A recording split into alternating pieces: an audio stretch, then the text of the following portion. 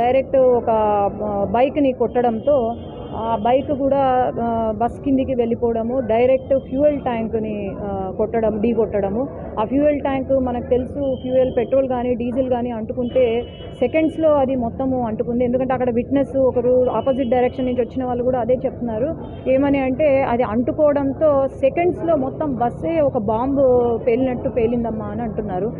కొంతమంది ఆ టైంలో అంటే నిద్రపోతూ ఉంటారు కాబట్టి కొంతమంది అలర్ట్ అయ్యి విండో పగిలిగొట్టి దూకడం జరిగింది. మనం లోపల గమనిస్తే కూడా 40 మంది ట్రావెల్ చేస్తుంటే 40 మందిలో 19 మందిని ఐడెంటిఫై చేసి తీసుకురాగలిగాము. కొంతమంది అసలు ఏమి స్క్రాచ్ లేకుండా డిశ్చార్జ్ అయిపోయారు. కొంతమందికి ఫ్రాక్చర్స్, హెడ్ ఇంజరీస్ అయినాయి. కానీ ఎవరికి క్రిటికల్గా అయితే లేదు ఎవరికి.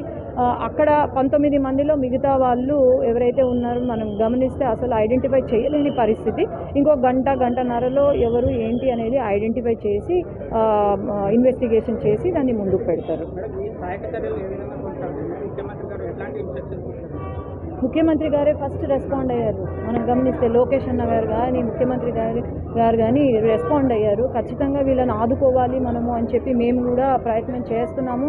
ఇది ఫస్ట్ మనకు ముఖ్య క్రైటీరియా ఇక్కడ వాళ్ళను కాపాడుకోవడము, ఉన్న వాళ్ళను కాపాడుకోవడం ముఖ్య క్రైటీరియా. యాజ్ ఎ డాక్టర్ నాకు ఇంకా కొంచెం బాధ్యత ఉంది కాబట్టి వీళ్ళని కాపాడుకోవాలా అనే దీంతో ఉన్నాము.